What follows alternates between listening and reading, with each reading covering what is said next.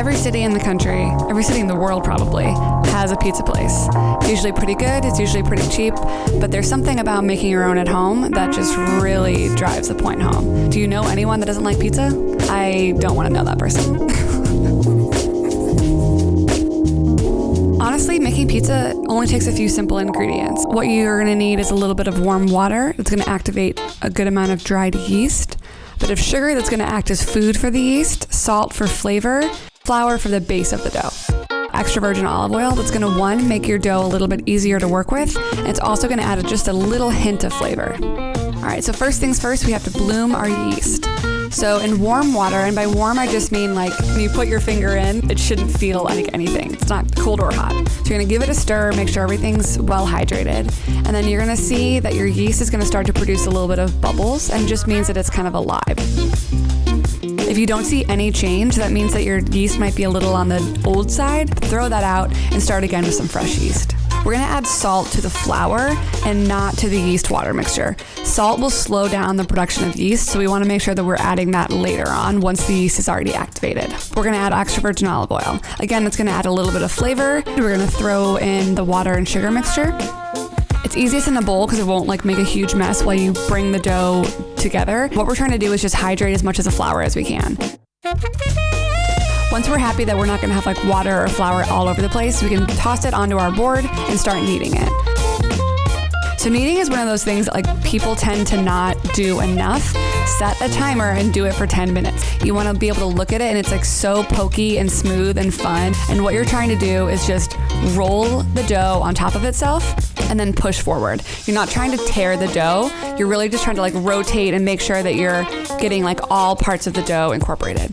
At the end of it, we want like a really nice, pretty top. You'll know when you're done kneading the dough when you press the dough and it springs back right away. So now what we want to do is get like the really gorgeous top part of the dough. You can just pull the sides of the dough from the outside in so that it makes a nice ball on the other side. Once you turn it over, push your pinkies in and kind of rotate the dough and do like a really beautiful round ball. All right, cool, so ready to rise. And we're gonna go into a big bowl, put a little bit of oil in there so that the dough doesn't stick. And then you're gonna cover the dough itself in oil as well. This is gonna rise significantly. We don't want to stick to the cling film. So I like to cover with cling so that it's much easier to get off. Like I've done a lot of doughs where you cover with a towel and then it gets stuck to the towel, so I prefer cling. So you can let this rise for an hour if you don't have a ton of time. Even better would be to let this rise overnight. So the one on the left is one that's been risen for 24 hours and the one on the right has been rising for an hour. It's still gonna be a great flavor, it's still gonna be a great texture. So the longer you let this process go, just like the more flavor and the more complexity is gonna be in your dough. And what we're gonna do now is just bring this dough back to life. So a lot of work has happened with all this yeast and it's been a little bit uneven in the way that it's grown. And that's just like a totally normal process. So we're gonna turn it out and we're gonna knead it again for another minute or two. Nothing different about this process. Again, we're just evening out the bubbles that are inside the dough. We're gonna do that shaping thing again. So use your pinkies, if you will, to kind of push and make it into a cute ball. And if you're using store-bought pizza dough, you want to do this as well. So knead it for a minute or two and leave it out at room temperature while you're doing all of your other pizza prep. And then we're gonna cut it. So as you can see, now that we've cut into this, you can look at that cool I just love that, it's so cool. Okay, sorry, back to what we're talking about. So you can see like just how much gluten development, just how much fermentation and growth and all the yeastiness, sciencey stuff is going on, how alive our dough is. Like that's an awesome process to see. So this is a huge amount of dough. It should make about 4 good-sized pizzas. You can give one to each person at your party, each person in your family. You can shape them, you can freeze half of them or freeze 3 of them so you have some for later. It's really up to you. Add a little bit more flour, cover it with a towel and let it rise for 1 more hour. One thing that you want to recreate from a pizzeria in your own home kitchen is getting your oven as hot as it possibly can. One thing that's going to help that is having something in the oven already preheating that's going to give you really good bottom heat. So you could do a baking sheet turned upside down. You could do a cast iron, which is really great at holding heat. And then third option, if you are going to be making like a lot of bread or pizzas at home, is to get a pizza stone. And that really holds a lot of heat as well. And it's like a nice open surface. So let's talk sauce. There's a lot of different options out there and people like never really know which ones to get. So there's puree, and that's gonna be like the finest of all of the tomatoes. Then there's gonna be crushed. That might have a little bit of chunk left in it. Diced is gonna be diced. So it's just cut up already, it's in its sauce, it's in its water. and then there's whole tomatoes. And so those are the most intact, and those are the ones that I recommend. You can crush them with your hands, or as we're gonna do here, we're just gonna use an immersion blender. Little safety PSA, if you have any leftover sauce, do not store it in the tin can, store it in a separate container, and make sure to throw the can away. Now let's talk cheese. The thing about pre-shredded cheese is it has some product on it that prevents it from clumping in the bag. It just kind of doesn't allow things to melt as easily. If you shred the cheese yourself, it's gonna be much softer. It's gonna be a better flavor in the end. So if you have the option, we do recommend that you shred the cheese yourself. One thing about using fresh mozzarella is that you can leave the chunks as big as you want. So if you're super cheesy, you can have huge chunks on your pizza. So now that our dough is rested, it's ready to be shaped. There's a lot of different ways that you can get your dough out to a good shape. What I like to do is kind of do like a finger poke, if you will, all over the dough. One, because it's so fun, but also if you can see these kind of bubbles that are developing, I'm allowing those to stay in the dough, and then those are gonna help give you those awesome pizza bubbles. You can stretch the dough with your hands, just kind of being really careful. You can use your fingers and kind of spread it, if you will, do a combo of things. I used to work at a pizza place, and the guy would actually put the dough like on the side of the table and kind of stretch it that way, and he would let gravity work its magic and kind of let the dough stretch out itself. It was kind of fun. I thought it was like a cool technique. He was able to do it much quicker and smoother than I'm able to do. And then the classic way that everyone wants to know how to learn is the like tossing of the dough technique. So you kind of want to create a spinning motion with your knuckles as you're throwing it in the air. So on your knuckles, rotate and toss, catch. So now it's time to assemble our pizza. So we're gonna use a turned over baking sheet. So this is gonna act as our peel. And a peel is that cool plank that they have at a pizzeria that helps get the pizzas in and out of the oven. And we're gonna use a little bit of semolina. If you don't have that, you can use flour, but we just need something so that the pizza won't stick to the bottom, but also so that it helps us like move the pizza really quickly off our quote unquote peel and onto the preheated baking sheet. And then we're going to just reshape our pizza ever so slightly, re-stretch it out just a little bit. So when you're adding like sauce and stuff to your dough, just try and work quickly here. So like don't panic or anything, but if you are too slow, it's gonna be much harder to get the pizza off the peel and into the oven. So we're gonna use just a ball of mozzarella, and I like to tear it up pretty small so that we can get like a really good even amount of cheese throughout the whole thing. So you wanna take it off when the cheese is a nice dark deep brown and the crust is like a golden brown as well. And then we like to do a little bit of fresh basil on top. Again, I'm kind of a perfect biter, so I like everything to be like a good bite size. I don't wanna like bite into a huge piece of basil and then like have it hang out of your mouth, you know what I mean? Like, yum. So that's like a classic margarita. Look at the crunch. Yes. All right, cool. And now you eat. Really easy. And a little like pizza bianca, if you will, or like a white pizza or a pizza without a sauce. That's just gonna be a little bit of olive oil. Again, more cheese of your choice. We're using mozzarella. We put a bit of dried oregano on top of this as well. And this is gonna go into the oven as is.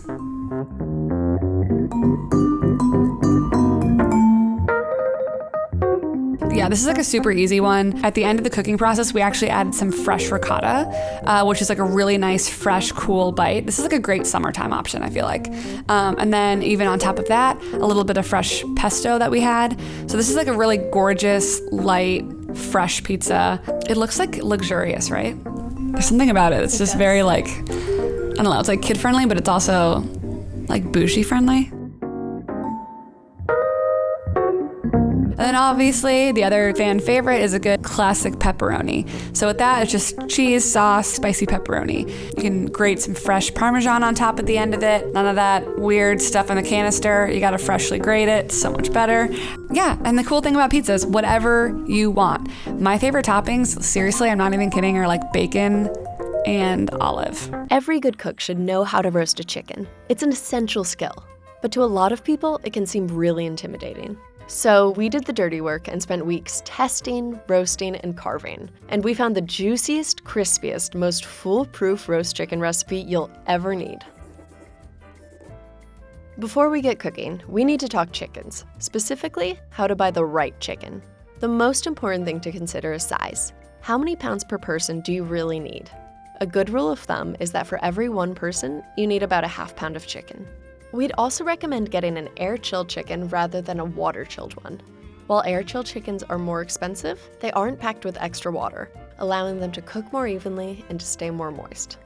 Once you have your chicken, it's time to get it prepped. But before we do, you don't need to wash your chicken. This won't rinse away any of the bacteria. You actually run the risk of contaminating other parts of your kitchen. So let's get down to business. The number one key to a crispy chicken is getting it as dry as possible. Using a paper towel, blot the chicken on all sides, including the cavity, until there's no more visible moisture left. Any excess moisture will prevent the chicken from getting that crispy, crackly skin.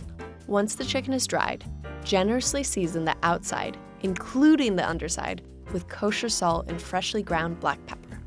A lot of recipes use herbs and spices to season their chickens, like rosemary, thyme, and sage. But for our recipe, we're keeping it simple. Salt and pepper is all you need. So this next bit may seem a bit unorthodox. Take any pointy implement, we used a toothpick, and poke 20 or so holes all over the chicken, including the legs. The exact number doesn't really matter. Just make sure you cover every bit of the surface.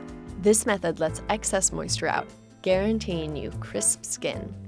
Once you're done, transfer it to a rimmed baking dish and let the chicken rest in the fridge for at least 8 hours to really let the salt work its magic. This is called a dry brine. Salt isn't just for seasoning. This will draw even more moisture from the chicken, tenderizing the meat and really upping the skin's crisp factor. We also tried wet brining our bird, and while the flavor was great, the skin didn't get as crispy as our dry brine, despite it taking even more work. We also tested stuffing the cavity with vegetables and aromatics, but they added excess moisture while roasting, which prevented the chicken from getting crispy. Just before you're ready to take it out, preheat your oven to 450 degrees. Once you take it out of the fridge, let the chicken rest for an hour at room temperature, like you would any other meat. Just before it's time to pop the chicken in the oven, we're going to tie it up or truss it. Trussing your chicken will result in a more evenly cooked bird. Take a piece of butcher's twine. We'd recommend a piece about 3 feet long. Loop the twine around the legs, pulling them together. Then slip each piece of twine under its respective leg. Pull the twine up to the top of the chicken, then flip the whole bird over. Pull the twine under the wings, looping it around the neck, and then tie it off, cutting away any excess twine. Finally, flip the bird back over and tuck the wings under the breasts. And there you go, you're a trussing expert. Now, a rack is the ideal way to roast a chicken. It raises the bird from the base of the pan, allowing excess juices to run off, and lets the heat fully circulate around the chicken, once again ensuring an even cook. Some people prefer roasting their chicken with the breasts down. When we tested this, the meat was super juicy, but the skin was soggy. We're roasting ours breast side up. It gives you that classic roast chicken look, and you'll have succulent meat and great skin. If you don't have a rack, don't worry. Cover a tray with whichever hearty vegetables you want. These will act just like the rack, elevating the chicken from the surface of the tray. Plus, they'll soak up all the flavorful juices and make a really good side dish. Now you're finally ready to roast your chicken. I know 450 seems high. Because the bird is dry brined, the meat is going to be exceptionally juicy. The skin is going to be perfectly crispy. However, the right way to determine its doneness is by taking the temperature. Stick a meat thermometer into the thickest part of the chicken. Once it reads 165, you're good to go. Once your chicken is done, let it rest for at least 20 minutes. To be thorough, we tested roasting a chicken at a slightly lower temperature for a longer time. And while still good, we found the lower heat didn't allow the skin to get as crispy, and the meat started to get dried out. And that's it. You've roasted a chicken and it's ready to serve. Now, we're going to walk you through how to carve a chicken. It takes some practice, but it's a really useful skill. But first, a quick anatomy lesson. There's the keel bone down the middle, the breasts, drumsticks, and wings. To start, clip the twine from the legs and remove it from the whole bird. To carve off the leg, cut between it and the breast. Another good indicator of the chicken's doneness is if the juices run clear from the cut. When you reach the joint, bend it back and cut right through. To remove the wings, simply twist them right off. Finally, to remove the breasts, cut down along the keel bone, slicing as closely to the bone as you can. Then, angling your knife outwards, remove the breast. So you'll have the breast, wing, and leg, which can be further broken down into a thigh and drumstick if you want. Quick pro tip. If you flip the chicken over, there are two very flavorful small pieces of meat on the bottom called the oysters. You can use your hands to simply pull them out. Save these flavorful bits for yourself. They're a chef's treat. And there you have it. You're now a chicken roasting pro. Impress your friends, impress your family, or even impress yourself. Making a roast chicken is neither hard nor complicated. It just takes time and patience. If you follow our steps, we can guarantee this will be the only roast chicken recipe you'll ever want to make. Nothing says summer quite like a rack of barbecued ribs. They're juicy, they're saucy, they're smoky. They're the ultimate summer showstopper. And while there are so many amazing regional varieties, we've developed our own quick and easy recipe for you to enjoy all summer long. So before we get cooking, let's talk meat. When choosing a rack of ribs, you can go one of two ways: beef or pork. Beef back ribs are a great barbecue option. Short ribs aren't as grill friendly. Better to save them for things like braising. If you decide to go with beef, be aware.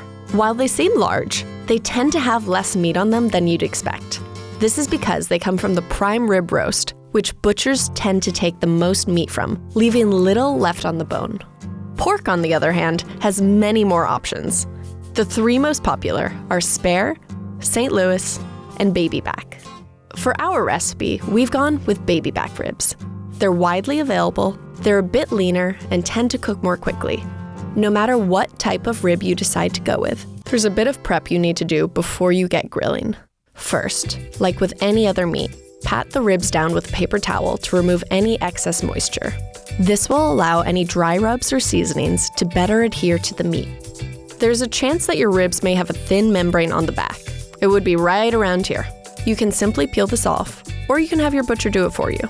Most pre-packed ribs from the grocery stores have them already removed, like ours. Next, using a paring knife, trim off any little bits of excess fat from around the ribs. If you don't, these little bits are going to burn while the ribs are grilling. You can't talk about ribs without talking about barbecue sauce.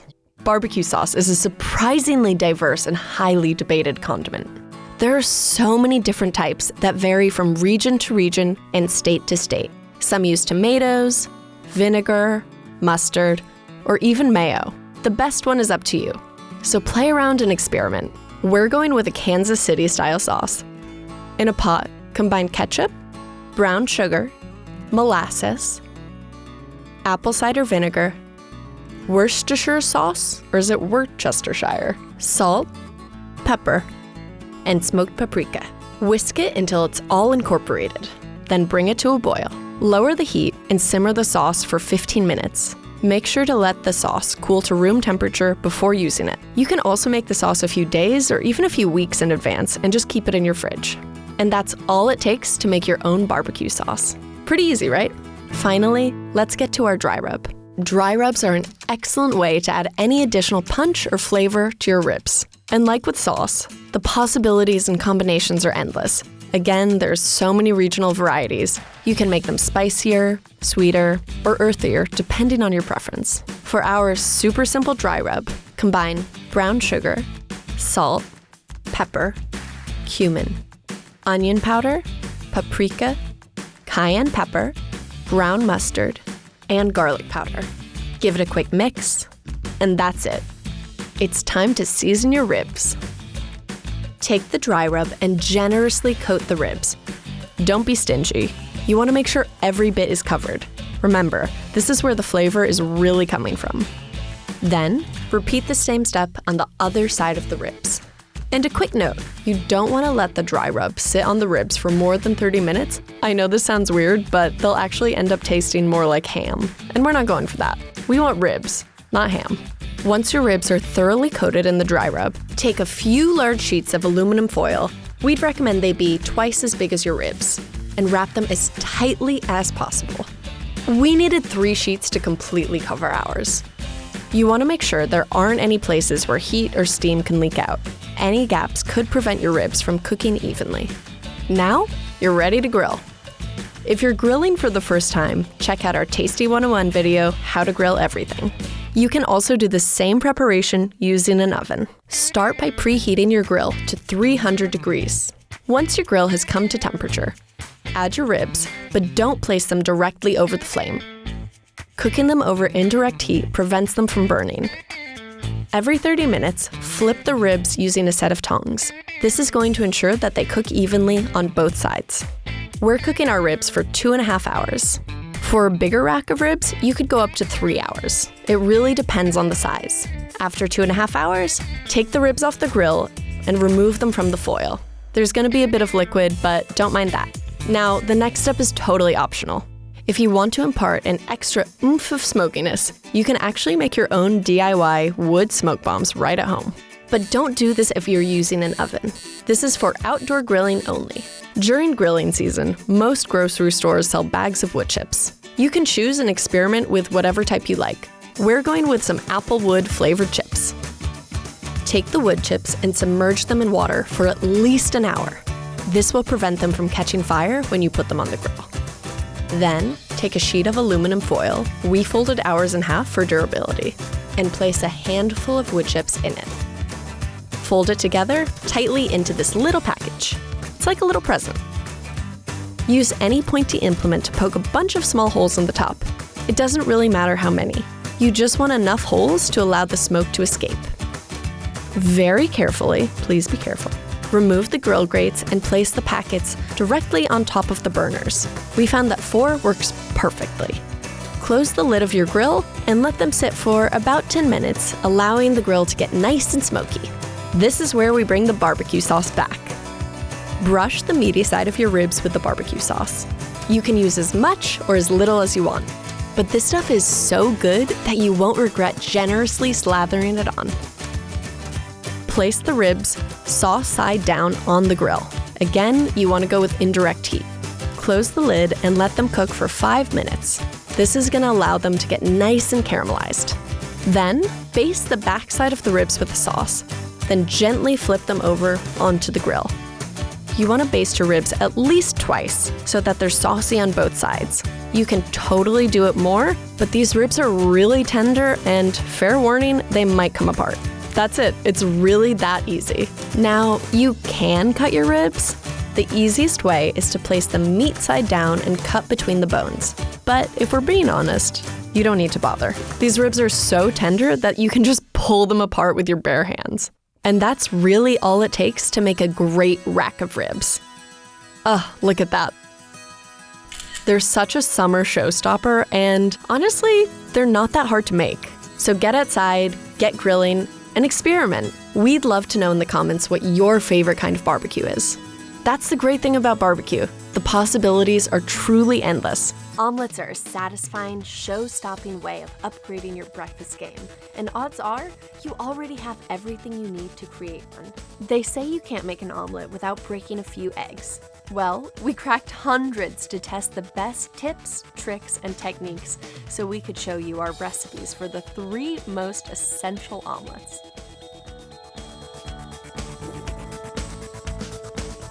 First up, the French omelet. To some, the French omelet is arguably the most famous and technically challenging. Soft on the outside and custardy on the inside, this omelet is easier to make than most people think. There are only 4 ingredients in this recipe, so it's really important that they're the freshest you can find, especially the eggs. As eggs get old, the membrane inside slowly breaks down, becoming more liquidy, resulting in a flatter and sadder omelet. Fresher eggs have a more robust interior, making the omelet even fluffier. Start by cracking your eggs in a large bowl. Don't worry if you see any of these white, stringy bits, also known as the collages. They're totally normal and won't affect the taste or texture of your omelet. You want to beat the eggs until they're completely combined. You don't want to see any stringy bits of yolk or white floating around. Whisk, whisk, whisk. Next, we're adding water. As the omelet cooks, the water will become steam, allowing it to rise. When tested, the omelet with the water was noticeably fluffier than both the one without water and the one with cold butter added while cooking. Lastly, add the salt and whisk again. Let the mixture stand for about 10 to 15 minutes to allow the salt to work its magic. As the salt dissolves, a couple things start happening. It evenly distributes throughout, giving the omelet consistent seasoning and helps give it a fluffy texture. Just a heads up, your eggs may get deeper in color. This is totally normal. If anything, it'll actually make the omelet look even better. Like Instagram worthy, you know what I'm saying? Make sure you choose a pristine non-stick pan. Eggs are notoriously sticky if given the chance. Classically, French omelets are made over high heat, but we found medium is actually much better for beginners and yielded similarly delicious results. Add the butter and just let it do its thing until it just barely starts to foam. Like with the eggs, make sure to use good, unsalted butter. We recommend European style, which has a higher fat content. Remember, more fat means more flavor. Also, this is a French omelet, so, staying in line. The next bit requires some coordination. Add the eggs to the pan while using a spatula to scrape the curds up from the bottom and the sides. You want to keep moving them around so that they stay on the smaller side. Remember, smaller curds, better omelet. In a few minutes, the eggs will become softly scrambled and custardy. Reduce the heat to low, and using your spatula, gently spread everything into an even layer. If there are any pools of undercooked egg, give the pan a gentle shake to distribute them. Everything should be wet, not runny, and hold its shape. With the heat turned off, slowly and carefully roll the omelet up, adding a bit of butter to the pan so the eggs unstick more easily. It's a little pro tip for you.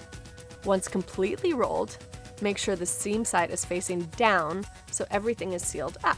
This might sound excessive, but brush the omelet with even more butter. This gives it a glossy appearance and makes the surface sticky enough for garnishes to adhere to it. I mean, again, French omelet, French butter, more butter, it's a whole vibe.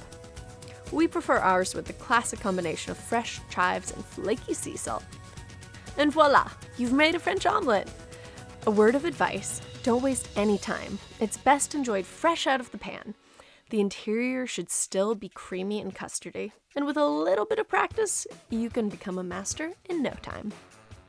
The American omelet, the American omelet, the American omelet, the American omelet. Okay, let's talk about American omelets.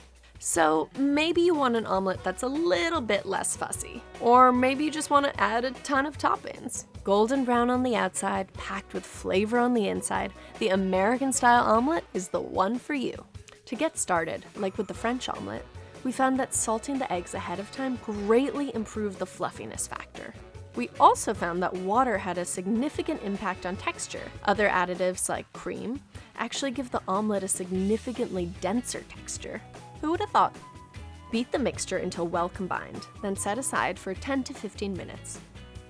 While the eggs rest, let's talk about toppings, the best part. The ratio is key. We found that a 1/4 cup of cooked filling per 2 eggs works best. You can use whatever ingredients you want. Just remember some fillings, like spinach or mushrooms, contain more water than others, so it's important to cook them down to prevent the omelet from getting too loose and watery. In a pan over medium-high heat, add the butter. Once melted, add the vegetables, and cook until softened. We're going with a classic combination of onions and peppers. Finally, if using, add your choice of meat. We went with ham, and cook until browned and crispy.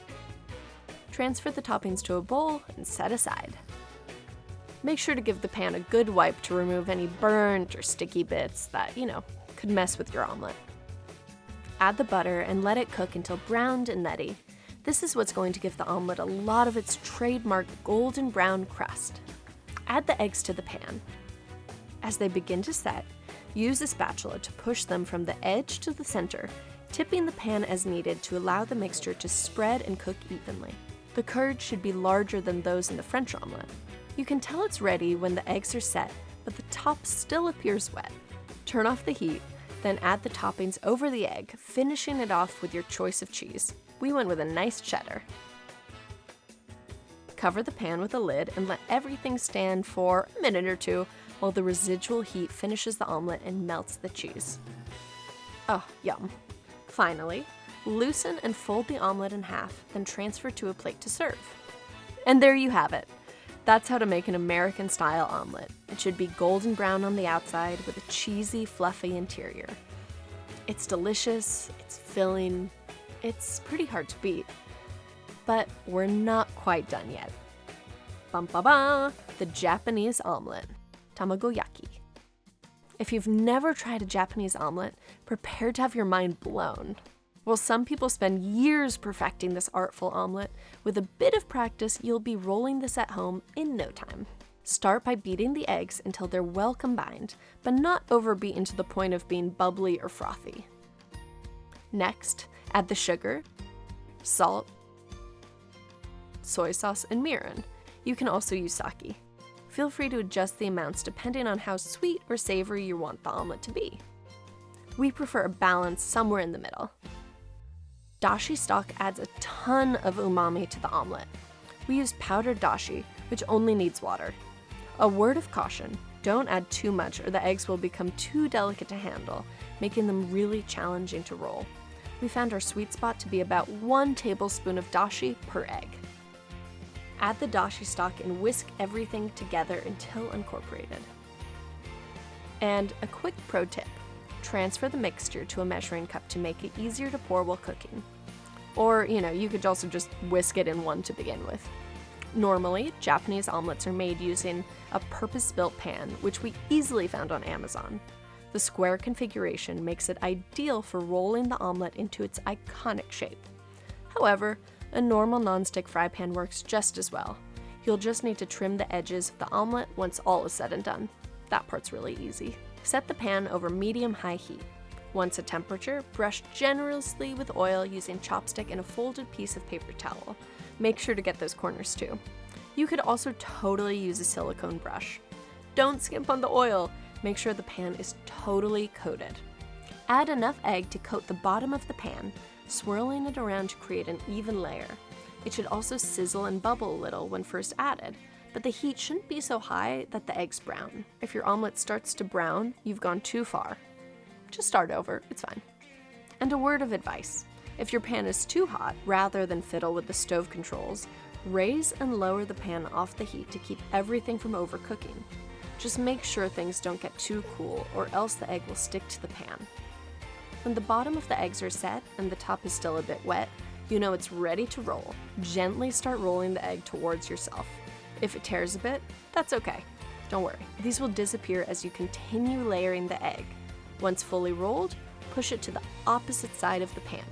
Keep repeating each step, oiling, pouring, setting, rolling, and pushing until all the egg mixture is used up. By this point, the omelet should resemble its final form. We prefer to slice ours into quarters. Look at all those amazing layers. They're so pretty. You can really see every layer. It's kind of like a little mini crepe cake. Serve it with a bit of grated daikon radish and some soy sauce. The perfect Japanese omelet should be boxy, pale yellow, with a custardy spiral of egg throughout its center. Perfect for impressing guests, or, most importantly, yourself. And there you have it, the 3 essential omelets every cook should have in their roster. Whether it's the classic French omelet, the fulfilling American omelet, or the beautiful Japanese omelet, you're now guaranteed to have a stellar recipe for any occasion. What's your perfect omelet? Let us know in the comments below. These recipes are all available on tasty.co. Who doesn't love a crispy fried chicken? A great fried chicken should have a crunchy exterior with deep, crackly grooves and be super flavorful and juicy. We tested a lot of fried chicken, and we mean a lot. Let's get started and put this poultry in motion. Tasty 101 fried chicken. There are lots of versions of fried chicken around the world. But today we're going to be focusing on a good old classic American fried chicken. We're going to dry brine this chicken. So we'll mix together salt, black pepper, garlic powder, onion powder, and some lemon zest. Dry brine works through osmosis. Essentially, salting the meat ahead of time will draw out moisture from it. The moisture will break down the salt and reabsorb into the protein.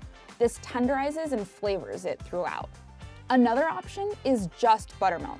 But we didn't think it was as great as using the dry brine. We also saw lots of recipes marinating the chicken in a mixture of buttermilk and eggs, but we didn't notice a huge difference between this and just marinating it in straight up buttermilk. Dry brine was by far the best option. It's a foolproof way of getting perfectly seasoned, crispy, tender, and juicy chicken. We're gonna start by patting dry the chicken pieces with paper towels, and then we're gonna season them with the salt mixtures to evenly coat each piece. Now we're gonna line a large Tupperware with some paper towels, and we'll add our seasoned chicken to it. We're gonna stick it in the fridge and let it sit uncovered for at least 4 hours, but preferably overnight. Make sure to remove your chicken from the fridge 30 minutes before frying. Pro tip, you want your chicken to be at room temperature before frying. It's important to keep all meat and poultry chilled before cooking for safety, but it is acceptable to let your chicken sit at room temperature for up to 30 minutes before frying. This step also ensures that your chicken cooks evenly and has a superior texture. You can use cast iron to fry chicken. It retains heat really well and it stays at the temperature you want. But since it's so shallow, it can create burnt spots where the chicken is touching the surface of the pan and oil tends to splatter everywhere, so it can get pretty messy. Stainless steel pots work too, but the heat can fluctuate a little more easily. Our cookware of choice? The Dutch oven. It retains heat well and it's deeper, so the chicken doesn't burn as easily. Let's talk about some oils. Not every type of oil is suitable for frying, and it basically boils down to the smoke point. Frying chicken requires maintaining a fairly high temperature of around 350 degrees Fahrenheit or about 180 degrees Celsius, and not every type of oil can withstand this heat without scorching. So make sure to check what the smoke point of your oil is. Canola or vegetable is the standard oil to use for deep frying, and it works great. Its high smoke point and low level of saturated fat make it a compelling choice, and because it's neutral in flavor, it won't impart any additional flavors to your food. Other alternatives, such as peanut oil, have a higher saturated fat content, so some say it makes food crispier. But we didn't notice a big difference between this and canola, and the peanut oil is just a little more expensive. The traditional Southern way is to use shortening or lard, but their smoke point is pretty low, so it's not ideal to use just in case you accidentally overheat your oil. For this fry, we're gonna stick with the neutral oil with a high smoke point, so we're going with canola. Let's heat up our canola oil in this large Dutch oven to 350 degrees Fahrenheit or 180 degrees Celsius. We tested a variety of combinations for our coating, and here's what we found. You can go old school and just use straight up flour, but it doesn't stay as crispy and the coating pulls away from the meat after it's cooked. The all-purpose flour and rice flour combo didn't stay crispy after sitting out, and the texture and flavor wasn't your traditional Southern fried coating. Flour, baking powder, and buttermilk. This method is great, but can get a little messy and it doesn't always stick to the chicken. Flour and cornstarch is our runner-up. It came out of the oil super crispy, but didn't hold up that great after sitting out. Our winner for this chicken dinner? The wet and dry double dipping method.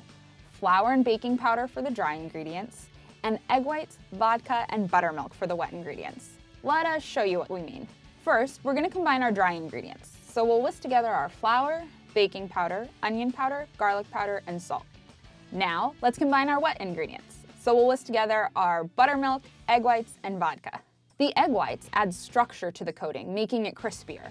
It also helps the flour coating stick to the chicken like culinary glue. We tested this with whole eggs, but it made the crust softer because of the yolk's fat content. The alcohol evaporates quickly in the frying oil. This sets the coating and creates flaky layers. You often see this ingredient used in pie crust recipes for the same reason. If you don't want to use vodka, you can totally omit it. Time to double dip. We're gonna dip the brine chicken first in our flour mixture, then into the buttermilk mixture, and then back into the flour mixture. Maybe it's more of a triple dip? In any case, we'll shake off any excess flour and we'll repeat with all of our remaining chicken pieces. When coating and breading your chicken, be sure to tap off the excess buttermilk as well as the excess flour. This method creates all those little crackly bits, and using the semi-double dip also means that you'll have a nice layer of crust. Not so thin that you barely know it's there, but also not so thick that you need an excavator to find the chicken inside. These chicks are ready to fry. We're gonna put 2 or 3 pieces into our hot oil and we'll cook them for 7 to 10 minutes, just until the internal temperature reaches 165 degrees Fahrenheit or 75 degrees Celsius. Don't overcrowd your pan. You wanna make sure that the chicken isn't bumping against other pieces of chicken, which can knock off the breading. The baking powder creates these very tiny air bubbles on the surface of the battered chicken when it's placed in the hot oil. The bubbles expand the surface area of the batter, breaking up its thickness, which results in a lighter and crispier fried chicken. Flip your chicken only once while frying. The more you fuss with your chicken, the more likely you are to disturb some of the crunchy coating. Do not move the chicken or start checking for doneness until it's fried for at least 3 minutes. You really want to give that coating a minute to cook. Do not rely solely on visual cues for doneness. Visual cues aren't always the best way to detect when your chicken is done cooking. Thermometers are your friend. It can accurately measure your oil temperature and your chicken's internal temperature, helping you cook to perfection every time. We would recommend a candy or deep fry thermometer to check your oil's temperature.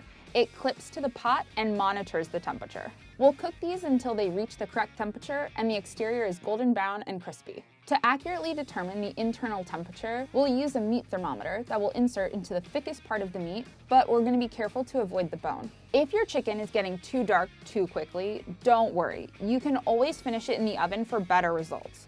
Just heat your oven to about 375 degrees Fahrenheit, about 190 degrees Celsius, and cook the chicken for 5 to 7 minutes and you should be good to go.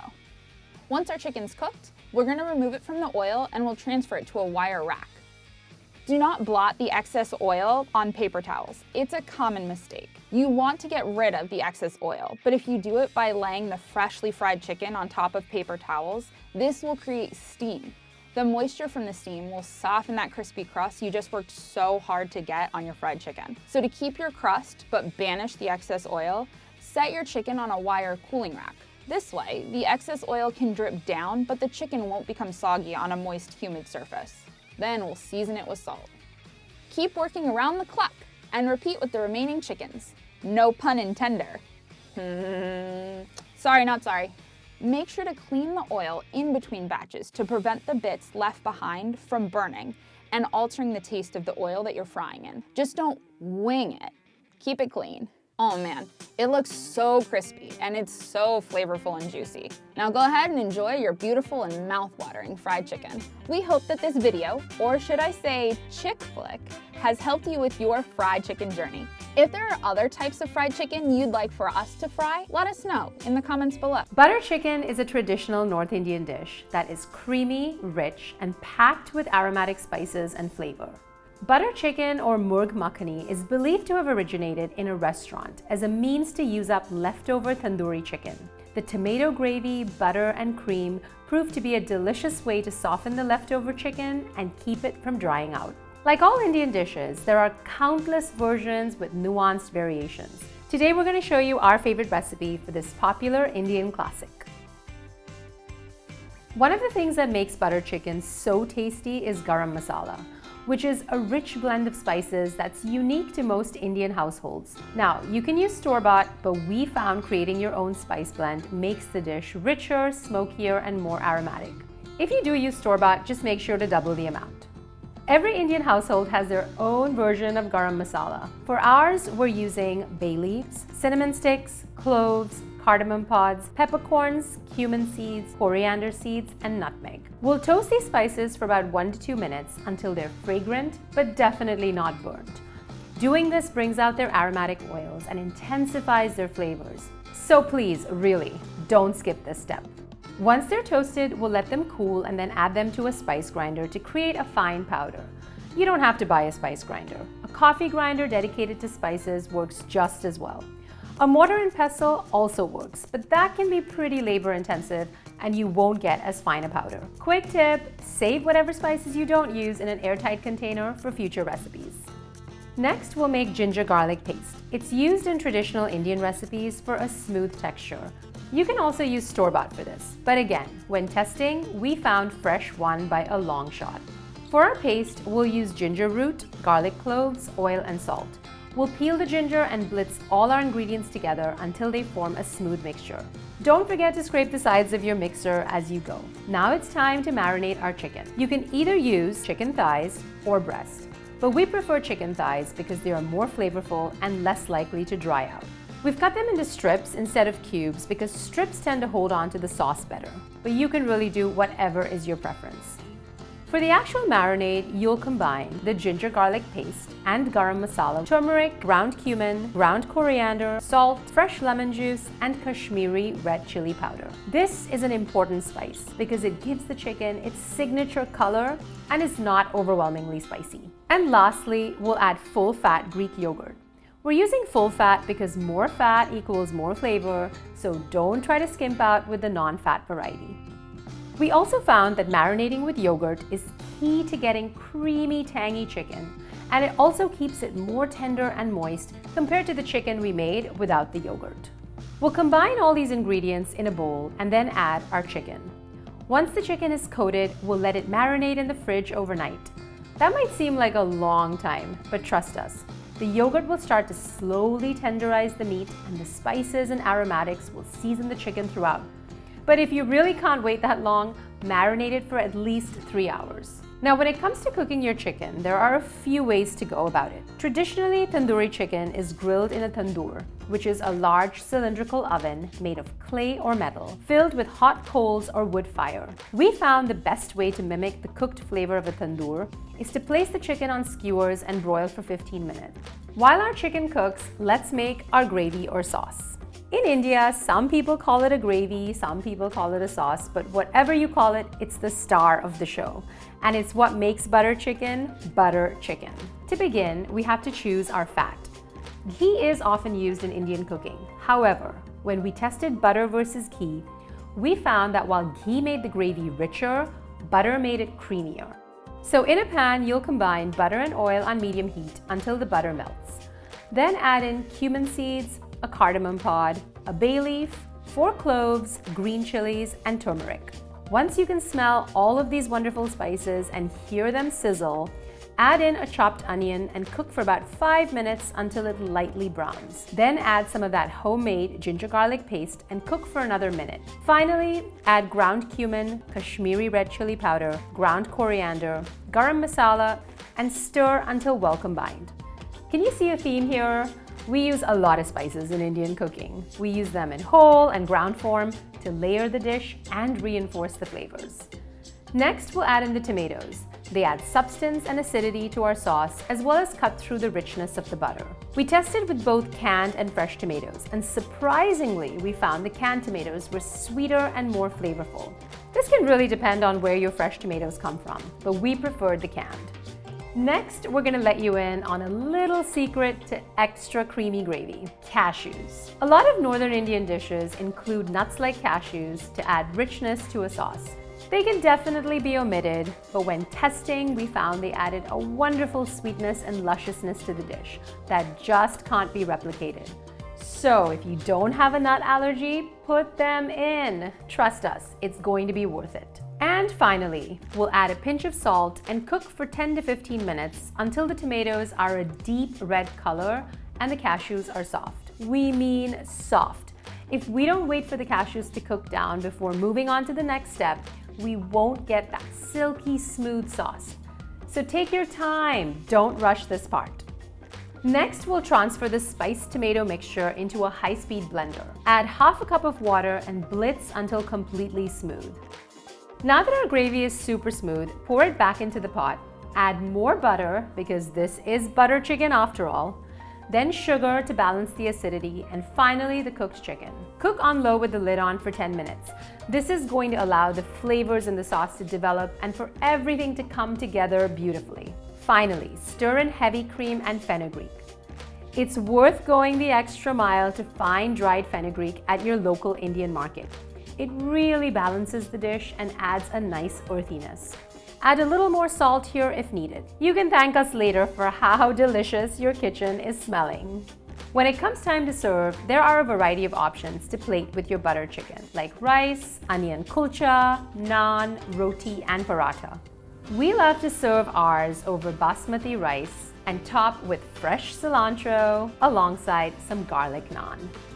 Finally, it's time to dig in. And the best way to do that is to take our naan and grab the chicken to create the perfect succulent bite. Butter chicken is one of those dishes that brings people together around the family table. It's a taste of home, comfort, and love.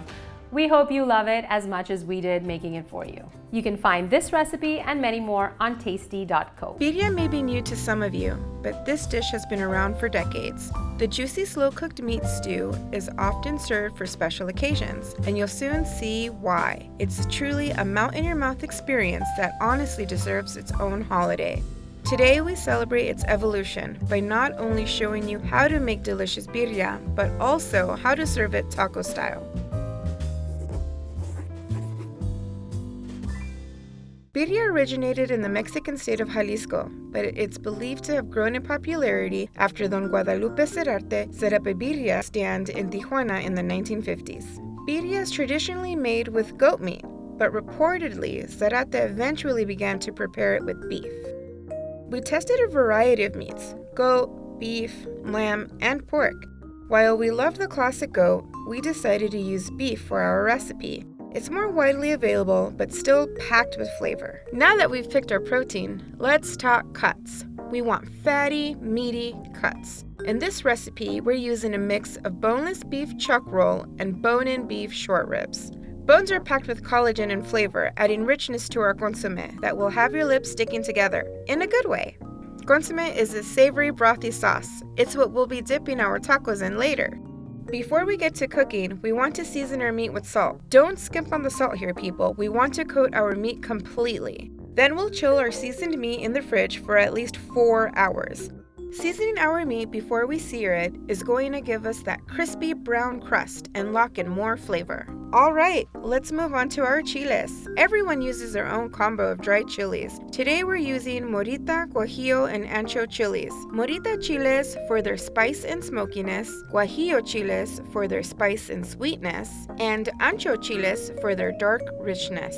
We'll cover our chiles with warm water and let them soften for about 5 minutes. Then we'll remove the seeds and stems like this or under running water and set the peppers aside. But the spice doesn't stop there. Incorporating more spices and seasonings is gonna give us a well-balanced birria that's layered with flavor. Like chiles, everyone has their go-to seasoning for birria: cinnamon, coriander seed, bay leaves, cloves, allspice, dried avocado leaves, black peppercorns, cumin, and Mexican oregano. There are 2 types of oregano, Italian and Mexican. While they share the same name, they have different tastes and aromas. Italian or Mediterranean oregano has minty undertones, while Mexican oregano has more citrusy, earthy undertones. For our recipe, we're using cinnamon, coriander seed, black peppercorns, allspice, and cloves. We'll add them to a medium skillet and toast them over medium heat. Then we'll transfer them to a spice grinder along with our dried bay leaves and Mexican oregano. Toasting and grinding our spices will give our spice mix a fresher, more vibrant flavor. You want to grind them into a fine powder, like this. Now it's time to cook our meat. Traditionally, the meat is cooked underground. We found the best way to replicate that method was using a Dutch oven with a tight-fitted lid. We'll remove our meat from the refrigerator and pat it dry. This will absorb any excess moisture that could keep our meat from getting an even crust. Next, we'll add a 1/4 cup of canola oil to our pot over medium-high heat. Once the oil is shimmering, add the meat and sear it on all sides. We want to create this really great crust all over, also known as the Maillard reaction. This process is going to lock in yet another layer of flavor to our braising liquid. Once the meat is golden brown, remove it from the pot and set it aside. We're going to go ahead and add our yellow onions and quartered Roma tomatoes. Sprinkle them with a tablespoon of salt and let everything cook until the onions and tomatoes begin to sweat, about 5 to 7 minutes. Then we'll add our garlic and cook until fragrant. As if our kitchen couldn't smell any better, we're gonna add the spices we prepared earlier. Cook until they're aromatic, about 2 minutes. Next, we'll add a little apple cider vinegar and 8 cups of water. Why water and not beef or chicken broth? We're actually building our own broth right in this pot, so adding more beef or chicken broth isn't necessary. We'll return our seared meat to the pot, toss in those chilies, and bring everything to a boil. Then, we'll reduce our stew to a simmer and cover it with a lid. Okay, it's been about 30 minutes. Let's give this a look. See how our mixture has reduced and the chilies have completely softened? That's our cue that it's time to remove our chilies and blend them. We'll place them in a high-powered blender along with 2 cups of our broth and blend. Smooth and silky. We'll add the chili mixture back into our pot and give it a stir. Now we'll start topping our stew with banana leaves. The banana leaves are going to add yet another layer of flavor while also preventing our meat from drying out. Quick tip, if you can't find banana leaves, use aluminum foil. And now for the hard part, waiting. We're gonna cover our pot and transfer it to the oven to cook for 90 minutes. It might be the longest 90 minutes of your life, but hang in there. See, that wasn't so bad. We'll take off the lid and remove the banana leaves. Then remove the cooked meat from the pot, place it in a large mixing bowl, and start shredding. The meat should easily pull away from the short rib bones, like this. Now, it wouldn't be tacos without tortillas. And hey, if you want to go the extra mile and make your own, more power to ya. But store-bought tortillas are just as good for this. And when it comes to birria tacos, our tortillas of choice are corn. Here is when the magic happens. Remember that warm, flavorful liquid left in our pot after we remove the meat? That's our consommé. See that thin layer of fat sitting at the top? We're gonna dip the tortillas in that and lay them flat on our lightly oiled skillet. Pan frying our tortillas in the fat is what's going to give our tacos that perfectly crisp crust. We're crisping our tortilla on both sides so our tacos don't fall apart. There's some debate about what we're about to do next. We're gonna top our tortilla with cheese. We're using shredded Oaxaca cheese here because it's the best for melting, but mozzarella cheese is also a good option. Then we'll add our shredded beef and fold the tortilla in half, and we'll cook it until the cheese begins to melt. Okay, time to flip. Look at that golden brown color and crispy crust. This is what we want. We'll continue cooking to achieve the same on the other side. They say you eat with your eyes, and they're not wrong. Wow. We came, we cooked, and now we're more than ready to consume these birria tacos. All jokes aside, we like to serve our birria tacos with some cilantro, pickled red onions, and lime. And don't forget the consommé, because dunking your taco in it makes for one delicious bite. These birria tacos are seriously worth every minute and mess. So do us a favor and make this recipe, and dip it like it's hot. That delicious, buttery, flaky crust, that creamy chicken filling. Chicken pot pie is the ultimate comfort food. And after weeks of testing, many heated debates in the Tasty Kitchen, and buying out all of the most popular frozen chicken pot pies, we now have the most perfect homemade chicken pot pie recipe just for you.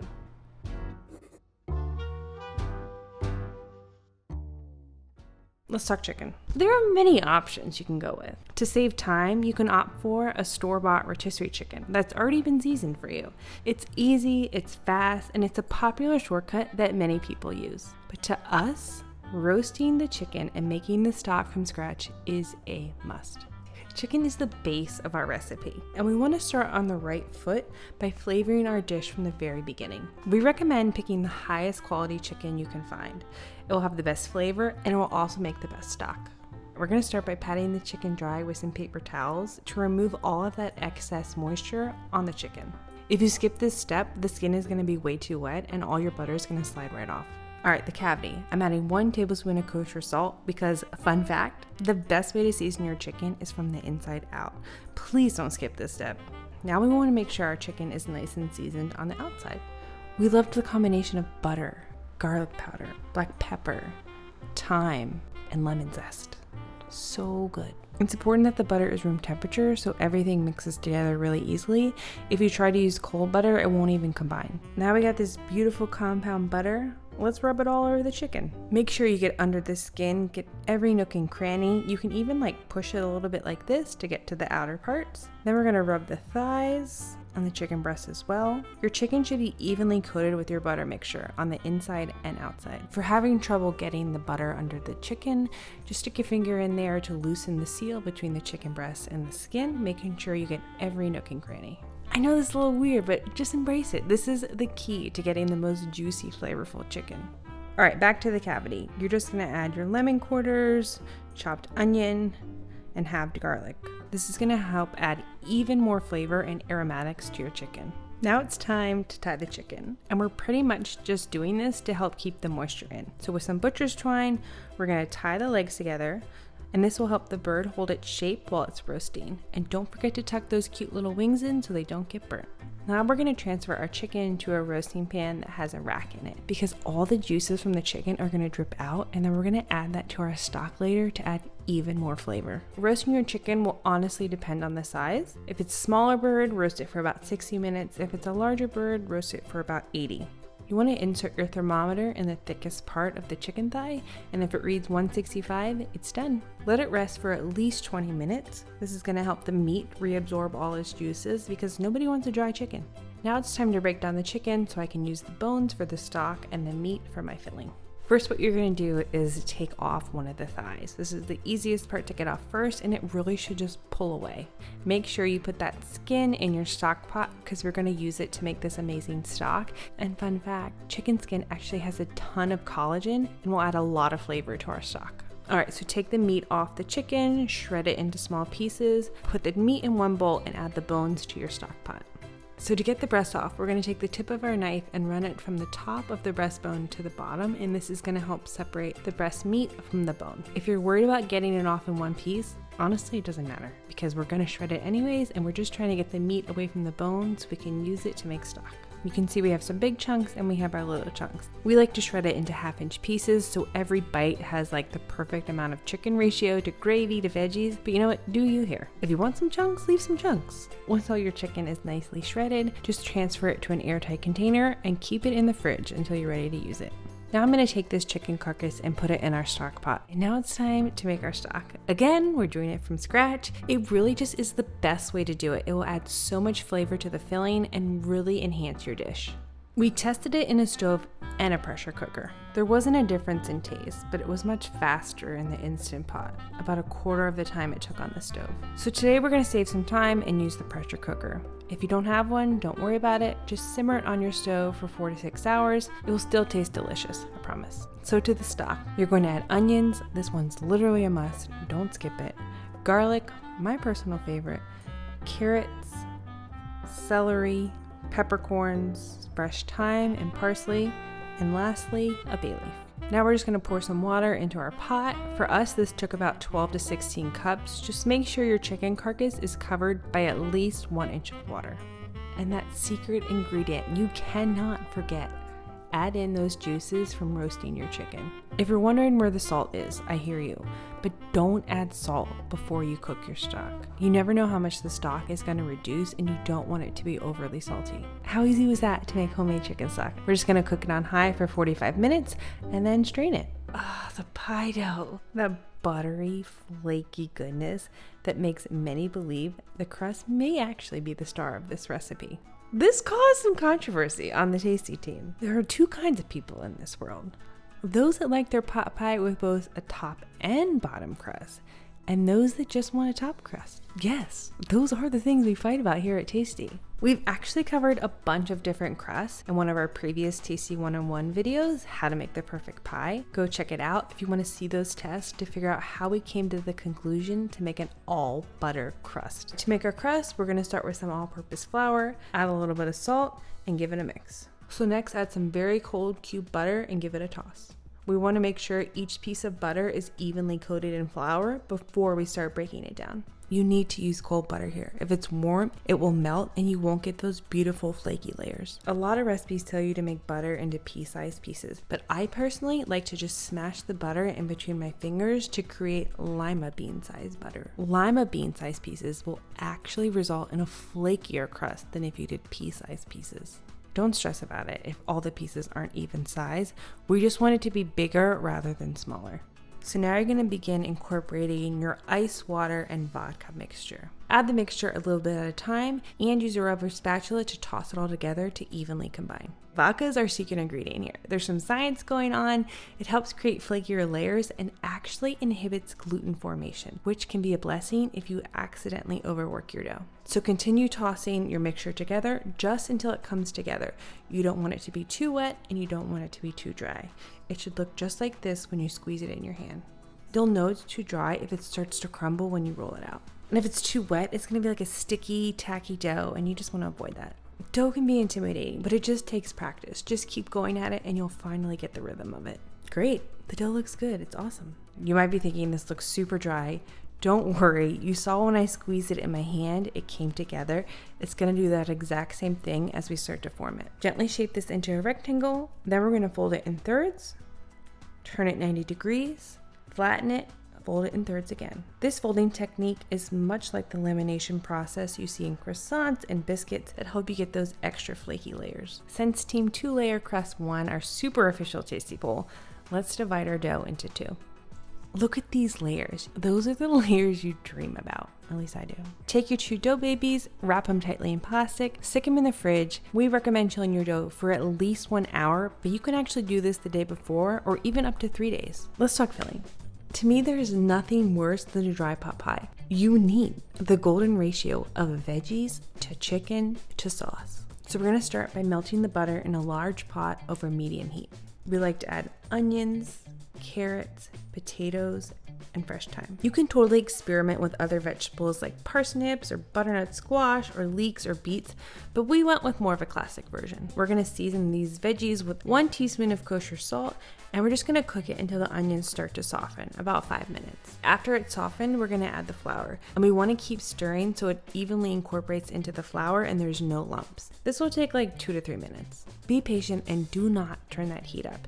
If you let the roux brown too much, you could change the color of your filling, or even worse, burn it, and then you have to start over. Slowly whisk in the chicken stock a little at a time. You want to make sure that the chicken stock is room temperature so it evenly incorporates into your roux. If you try to add cold liquid to hot roux, it's going to seize up and create a lumpy filling. Nobody wants that. So remember, patience is key. Let it simmer until the stock has reduced into a nice thick sauce that coats the back of your spoon. For a little silky lusciousness, we like to add just a touch of heavy cream. Once it looks nice and thick, give it one last stir and turn off the heat. Then we're going to fold in our beautifully shredded chicken. Next, we're going to add in the frozen peas. Hear me out. This is the only frozen vegetable allowed in this dish. If you try to use that frozen veggie mix, you'll end up with a super mushy filling with no texture. We folded in some parsley for a bit of brightness. It's just a nice contrast for a rich and creamy dish like this. So now, take your filling and chill it in the freezer for 15 minutes. It's time to roll out the pie dough. Let it sit on your counter for 5 to 10 minutes just so it's a bit easier to roll out.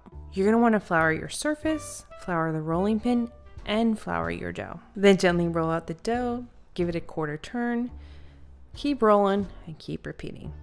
It's okay if it doesn't look perfect. We're going to trim the edges later. Both of our doughs rolled out to about a 12-inch circle. We want the bottom one just a little bit thicker so it's sturdy enough to hold our filling. The best way to move your pie dough is really just to roll it up on your rolling pin. Then it's time to put it in your pie dish. We like to use a glass pie dish. It heats evenly and you can see what's happening. Metal conducts heat a bit better, but it might leave you with a burnt crust, and we don't want that. So drip your dough over the pie dish, let it naturally find its place, and then you can make any adjustments. Press down the sides and make sure there's no air bubbles, and make sure it's really deep down, touching all the sides of the dish. Before you add your filling, we have another trick. Egg wash. You just want to brush the inside of your crust with some of it. It's going to act as a protective layer and prevent you from getting a soggy crust. Now that your crust is in, you're going to add your chilled filling. Just even it out so it's in a nice even layer. Gently drape your remaining pie dough over the pie, trim off any excess, then pinch the edges of the crust together, roll it under, and seal it together. Then crip it around the sides, just like this. All right, let's go with the egg wash. We want a nice even layer. Oops. It's a little chunky. I'm just going to smooth this out. Nobody saw anything. And we're just going to cut a few vents in the top to allow the steam to escape. Make sure you do this after you egg wash, because if you egg wash now, you would just be sealing it back together. Your pie is fully assembled. You are almost done. Can we just take a minute to bask in this beauty? All that hard work is totally paying off, but we just have one more step. We're gonna put this in the fridge just for about 20 minutes so it holds its shape when it bakes. You definitely don't want that butter to melt before you bake it. The grand finale is here. It is time to bake this bad boy. We like to bake our pie on the lower third of the oven, which helps to concentrate the heat on the bottom to ensure that crispy crust. Then we're gonna bake it for about 40 to 50 minutes, rotating halfway through. And just like that, you're done. You have this beautiful golden brown crust. Your filling is bubbling and juicy. It's incredible. But wait, I lied. You can't eat it yet. You need to wait 15 to 20 minutes to let it cool down so you don't burn your mouth. Really, I'm doing you a favor. So it's time to get that perfect slice. Some people like to go straight in for a scoop or whatever lands on their spoon. We think you should cut yourself a hearty slice. And you got yourself the ultimate buttery, flaky, indulgent, perfect chicken pot pie. Your friends and family are gonna love you a little more after this one. It definitely takes some time to make, but it's so worth it. Beef Wellington is the dish you make when you're looking to impress family and friends. It's that perfect balance of a tender interior with a flaky crust. We tested this recipe so many different ways to try and make it as foolproof as possible so that if this is your first time making it, you will knock it out of the park.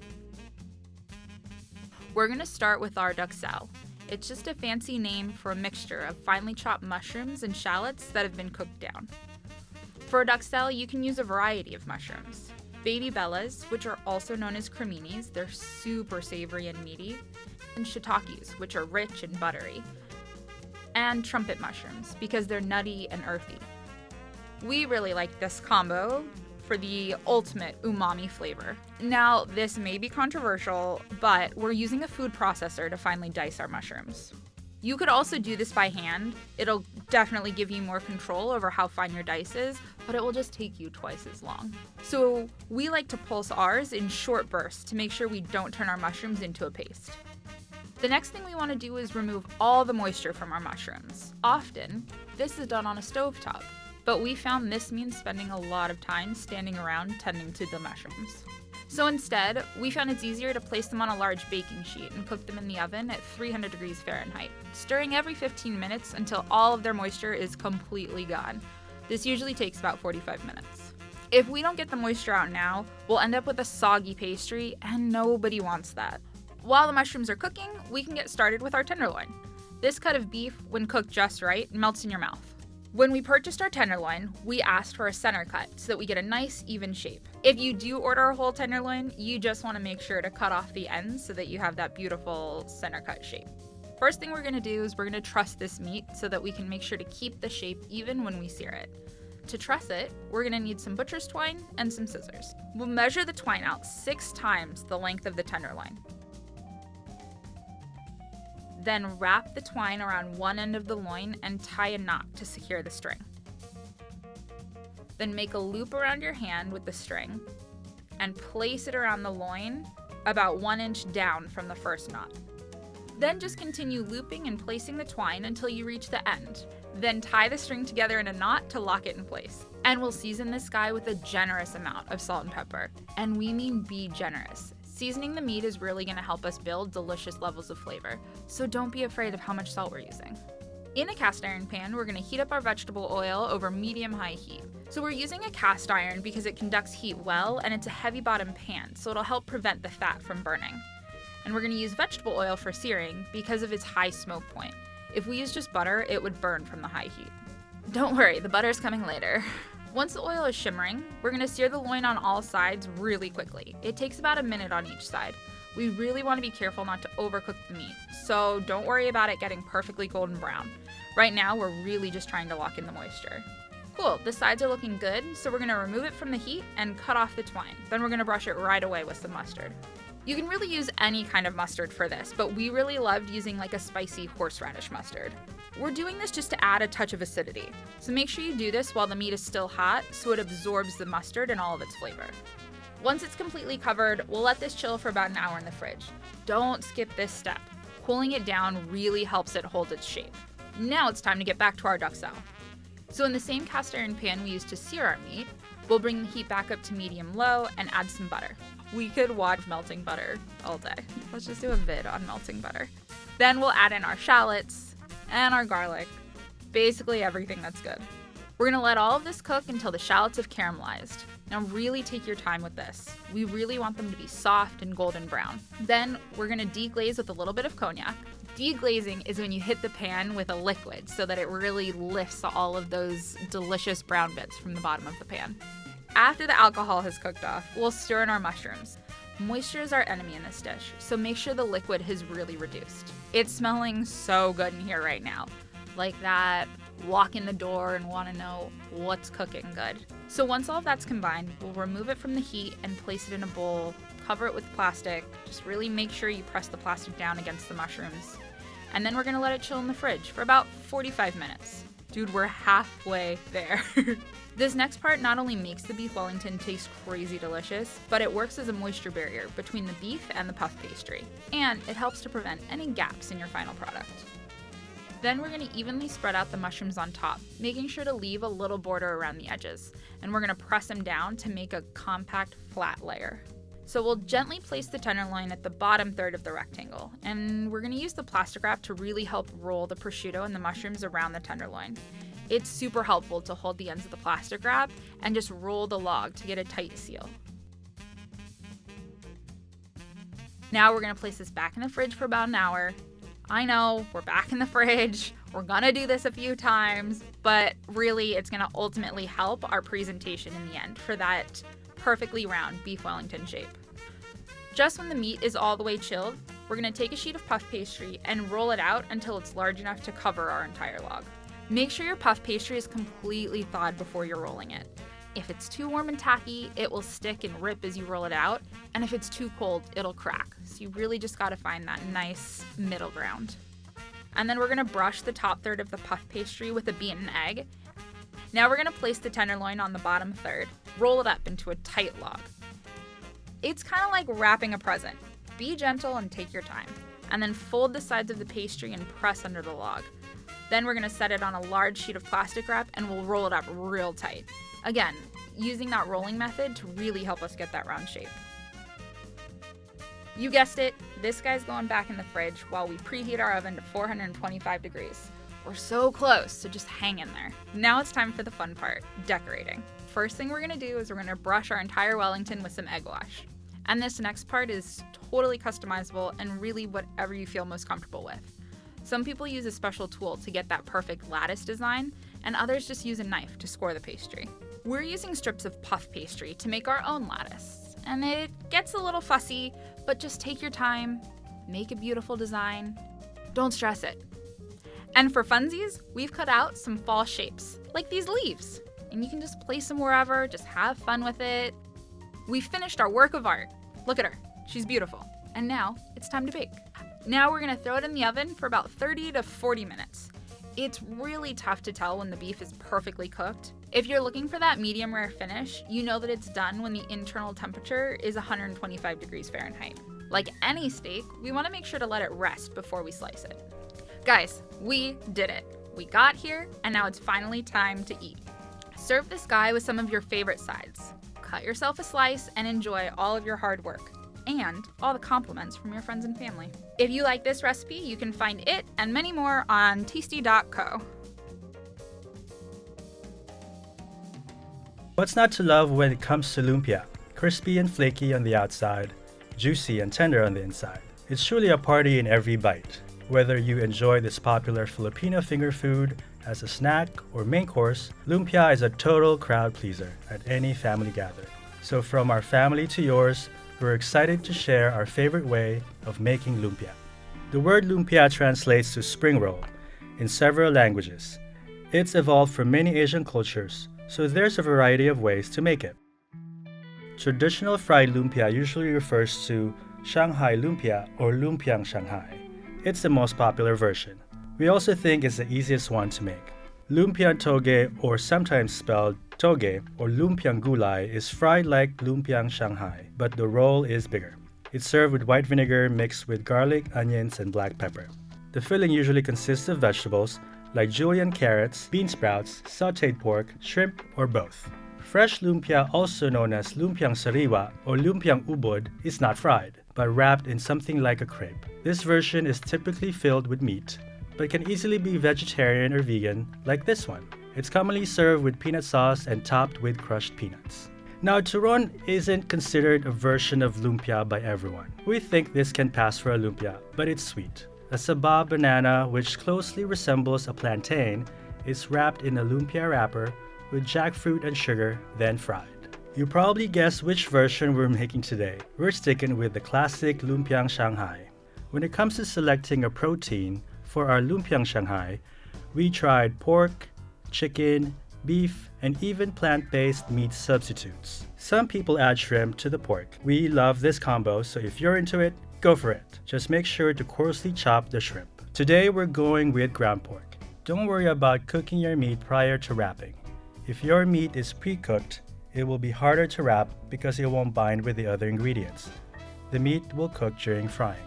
The key to a good filling are balanced flavors and enough vegetables to keep our protein moist and tender. In our recipe, we're using carrots, sweet onions, and water chestnuts. Water chestnuts are going to give our lumpia a nice crunch and moisture.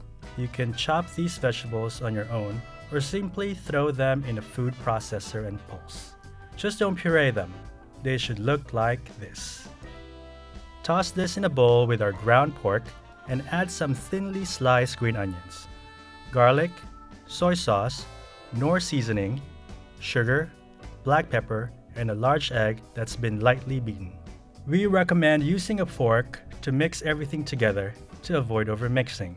Overmixing our filling can make the meat tough. Then cover the bowl in plastic wrap and pop it in the fridge to chill for 1 hour. Time to talk wrappers. You can make your own lumpia wrappers if you have the time.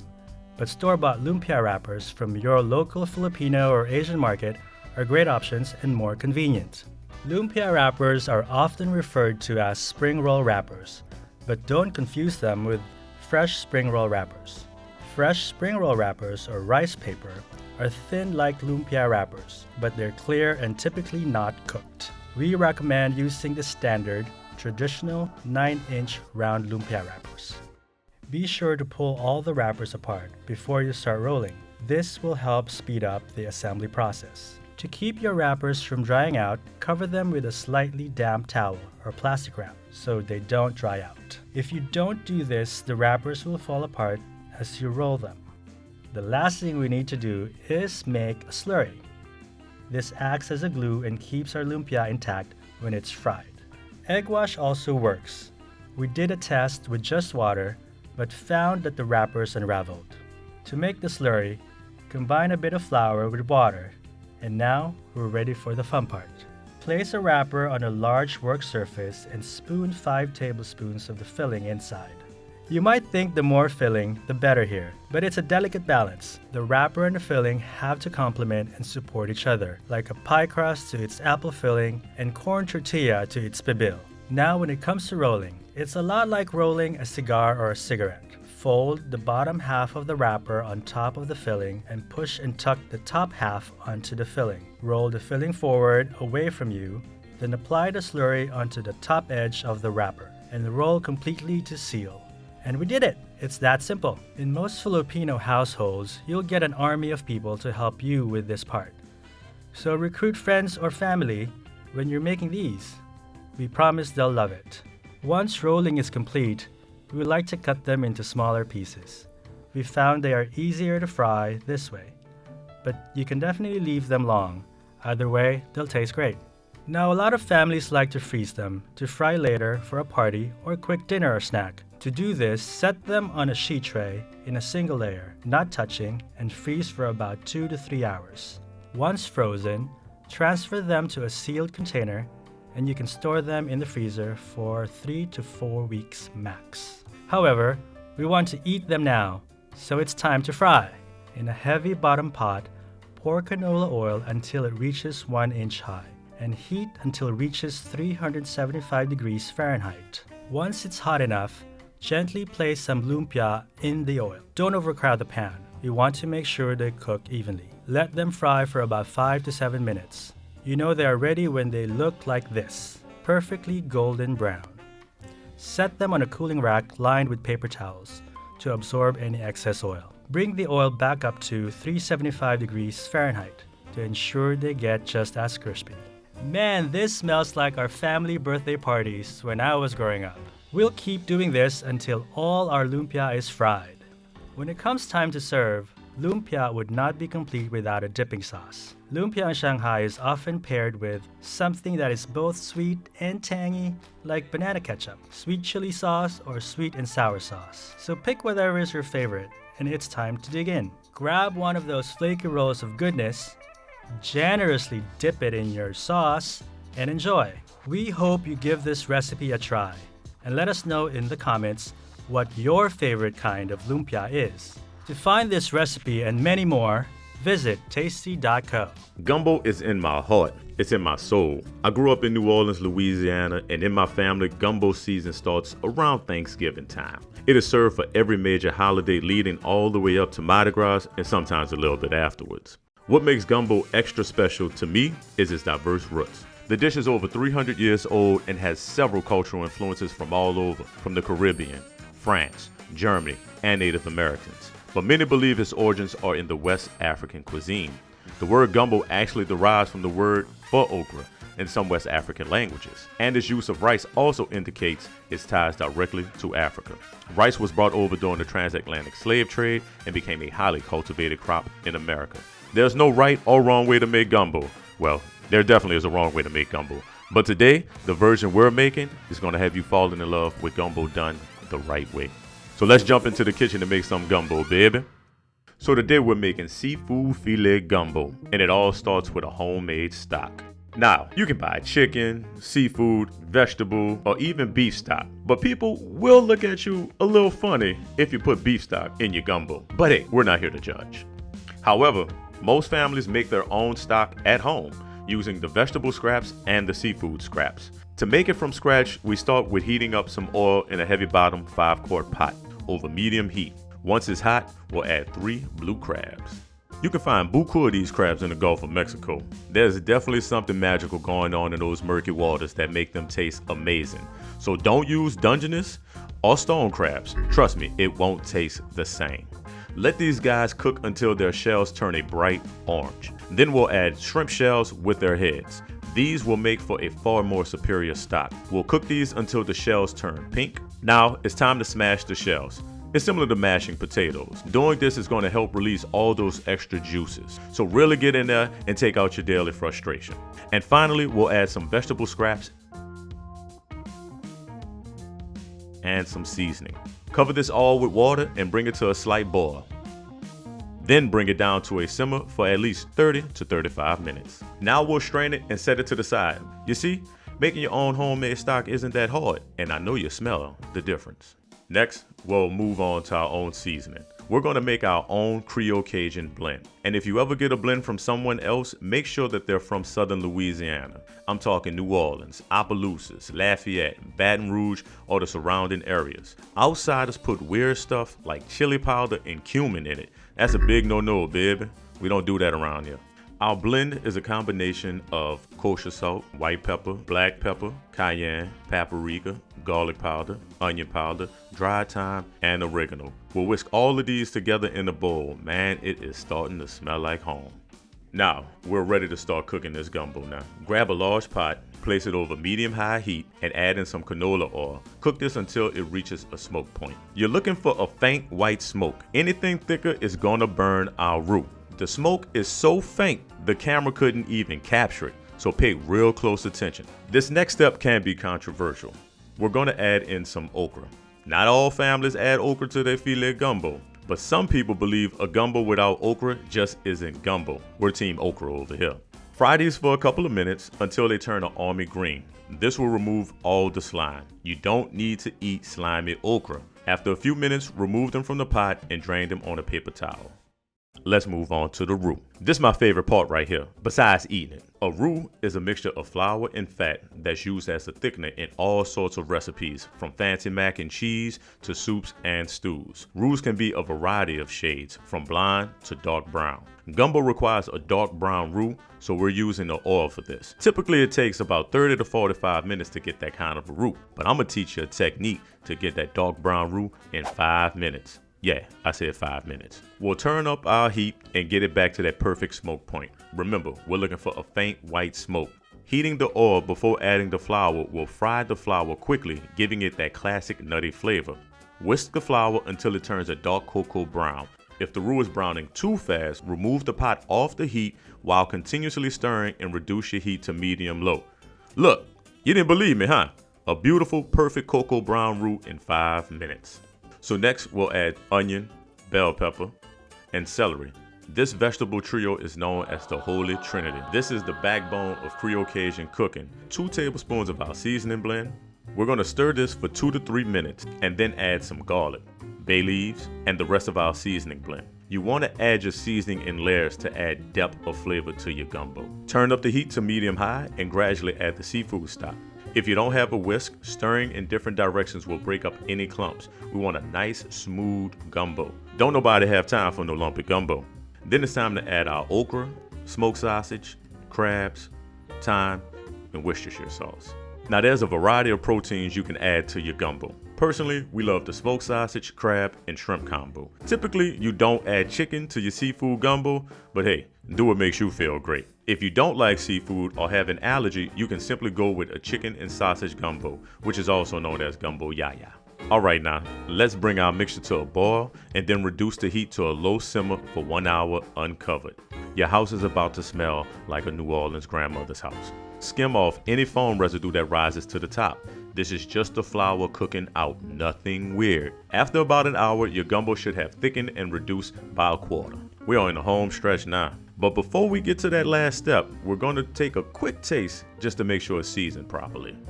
So delicious. Then we'll add our shrimp and remove our pot from the heat. The gumbo is going to be so hot that the shrimp will cook in 10 minutes. Now it's time to eat, baby. Call your family over and get a bowl. We love to serve our gumbo over rice. Some people like more rice than gumbo, others like it 50-50. I'm a more gumbo than rice guy. Do what you love. Garnish with parsley, green onions, and finish it off with some filet powder. Filet powder is ground sassafras leaves. This is the Native American part of the dish. It's going to add that final distinct layer of flavor that can only be found in filet. Let me tell you now, this is a bowl full of love, flavor, family, heritage, memories, and everything else that's good and lovely in the world.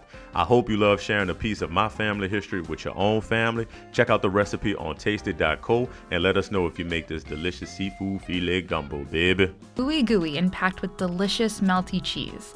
Nothing says comfort like a homemade mac and cheese. And today we're going to show you how we make our favorite baked mac and cheese.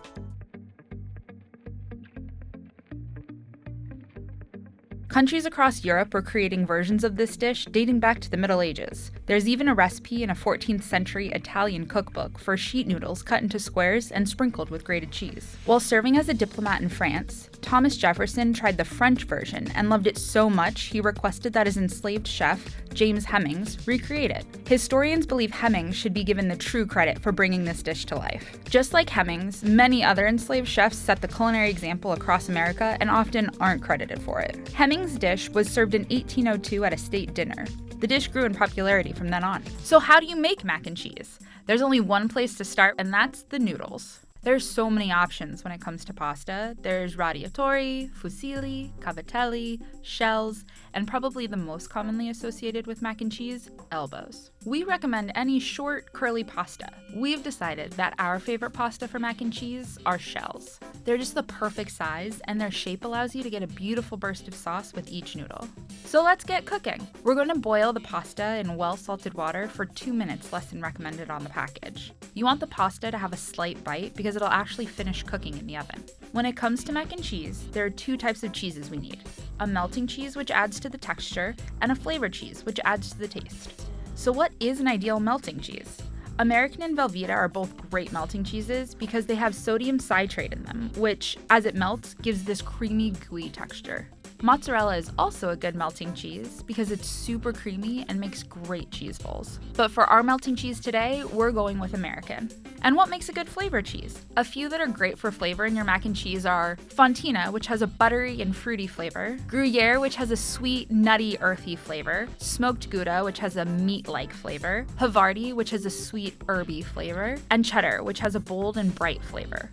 We've chosen sharp cheddar as our flavor cheese. This gives you the best of both worlds and creates the cheesiest, creamiest, and gooeyest mac and cheese. You always want to shred the cheese yourself because the pre-shredded cheese from the store is usually coated in additives that make it harder to melt. Now, we all know mac and cheese is only as good as its cheese sauce. We're going to start ours by adding some butter to a pot. Once it begins foaming, we'll add some mustard powder and cayenne and toast them for about a minute. Seasoning the dish at this step will really help to add depth of flavor. The spices will bloom and become aromatic, which will enhance their flavors and boost their intensity. Now, while you can season your mac and cheese with anything you want, we're keeping our recipe pretty simple. The bit of heat from our spices will help cut through the richness of the cream sauce, providing some nice balance. Now to add our liquids. The 3 most common liquids people use for mac and cheese are usually milk, heavy cream, and evaporated milk. The biggest difference between the 3 liquids is their water content. We found the combination of whole milk and heavy cream gave the best flavor and creamiest mouthfeel. Once our liquids come to a simmer, we'll add an egg. This will give the mac and cheese a custardy-like texture that helps the sauce bind to the pasta really well. Just be sure to temper your egg by adding a little bit of the warm milk mixture first. That way we don't end up with scrambled eggs. Let's add our cheese. Now this is the tricky part because while extremely satisfying, things can go very wrong here. Some cheeses melt differently than others, causing the fat and oil to begin to separate, resulting in a grainy sauce. But we've designed our mac and cheese to be foolproof. Since we aren't using a roux, our mac and cheese sauce won't crack. Another way to ensure your sauce won't crack is by adding cornstarch. Adding it directly to the cheese mixture rather than creating a slurry will help the sauce thicken more evenly and prevent clumping. And the key to evenly melt the cheese and ensure a proper emulsification is to add the cheese off of the heat. Keep stirring while adding the cheese handful by handful. You'll know your sauce is done when the cheeses have melted smoothly and it's slightly thickened. While the mac and cheese bakes, the sauce will continue to thicken. So we want to make a super creamy sauce to start so that when it's finished baking, we don't end up with a dry mac and cheese. We'll add our cooked shells to our cheese sauce and coat. Wow, I'm drooling. Let's add this to the baking dish and top with more cheese. We found that the combination of cheddar, mozzarella, and Parmesan cheese creates the most delicious and satisfyingly golden brown and crispy top. It's time to bake. We're focusing on the classic baked version. Baking mac and cheese allows you to get that crunchy, cheesy top and the best corner pieces. Some people cover their mac and cheese with foil to help prevent the dish from drying out while it's in the oven. We've made the ultimate saucy mac and covered our entire dish in cheese, so we don't need to cover it with anything additional. Since we want a crispy top to complement our saucy mac, we want to finish the dish under the broiler. The oven alone will help the topping melt, but the broiler will give it that iconic golden brown and crispy top we're after. It's the moment we've all been waiting for. But hold on. Before you sacrifice the roof of your mouth for this ooey gooey goodness, make sure to let your mac and cheese rest for at least 5 minutes. This will allow the sauce to set up a little and achieve its maximum creaminess. With mac and cheese, the opportunities are endless. You can have it as a side, in a bread bowl, or simply as is. It's filling, warm, and comforting. This mac and cheese is as Gouda as it gets. Shell yeah. It's cheesy, comforting, and indulgent. A truly great lasagna can turn a bad day into a really good one. Here is our recipe for the ultimate lasagna. When testing, we wanted to figure out what was really worth spending our time on and where we could take shortcuts but still get the most incredible recipe. The sauce. This is definitely a place where you want to give it the most time and love because it is the star of the dish. A lot of recipes call for a bolognese, which is a thick and creamy meat sauce, or a marinara, which is actually just like a simple tomato sauce. However, we found a hybrid of the two gave us something really delicious. For ours, we're using a combination of meats.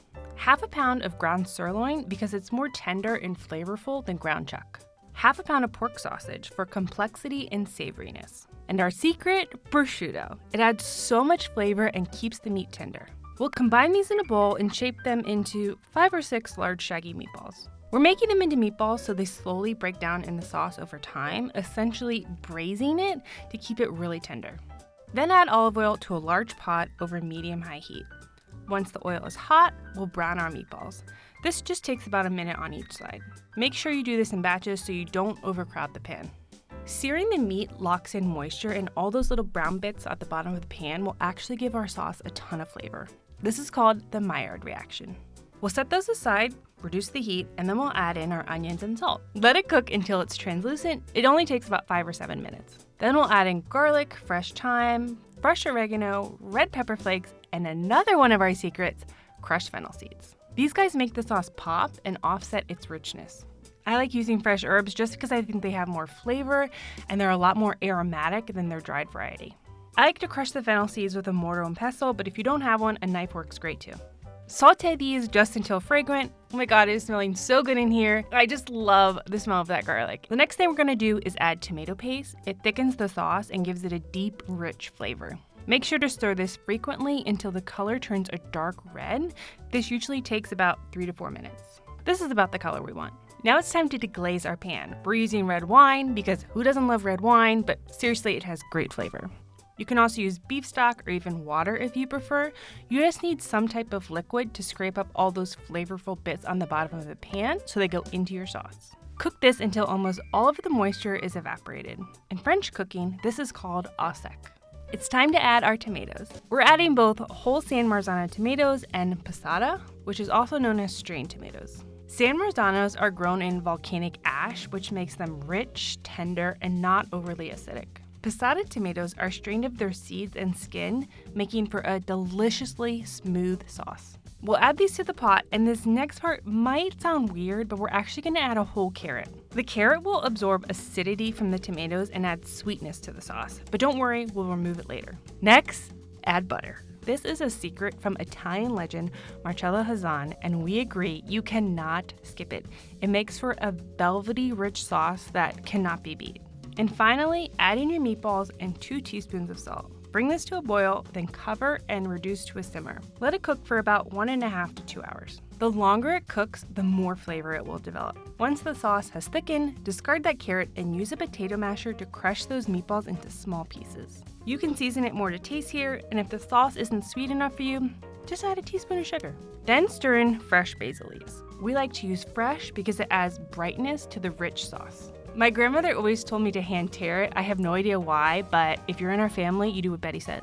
Now it's time to make the bechamel sauce.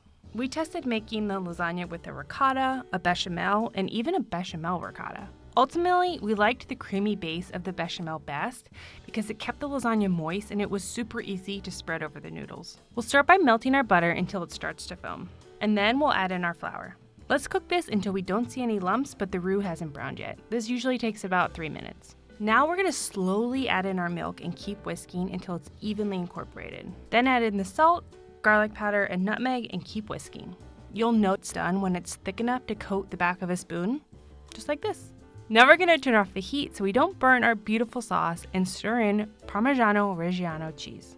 We like to grate this ourselves because it melts down better in the sauce and it just has a more pronounced flavor than if you buy the store-bought kind. The nutty, sharp flavor of the Parmigiano Reggiano complements the creaminess of the bechamel just really well. So, our bechamel is complete, and there's one last thing to talk about. Noodles. We tested regular store-bought, oven-ready store-bought, and even made them from scratch. The regular noodles ended up just a little too mushy at the end. From scratch was very, very good, but we also found that the texture just ended up to be a little too soft, and ultimately it wasn't worth the time. Oven ready was surprisingly our favorite. We loved it for its texture. It just had more of a bite to it. I know, we were shocked too.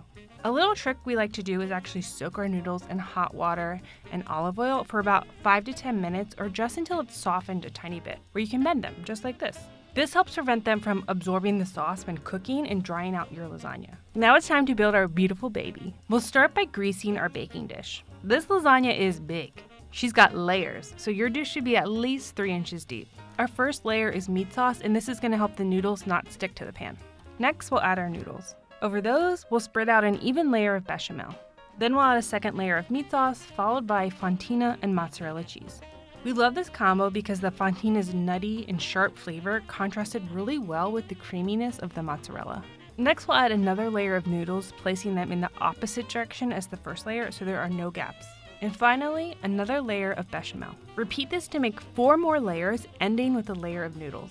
In my opinion, it's not really a lasagna unless there's at least 4 layers. We'll top this off with 1 more cup of bechamel and dollop more meat sauce on top of that. Scatter the remaining fontina on top. Then add fresh mozzarella cheese on top. We love fresh mozzarella because it gets nice and brown and it's creamy, and I don't know, I just like it. You can totally just use shredded mozzarella. I'm honestly just being extra. Finally, add the grated Parmesan on top and cover it with foil. Make sure to coat your foil with non-stick spray so the cheese doesn't stick to it. And now, it's time to bake. We'll bake the lasagna for 30 minutes and then remove the foil and bake it for another 25 to 30 just until the cheese is bubbling.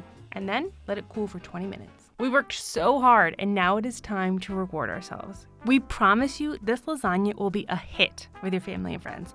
Just whip it up on a cozy Sunday afternoon and enjoy leftovers throughout the week. You can find this recipe and many more on tasty.co.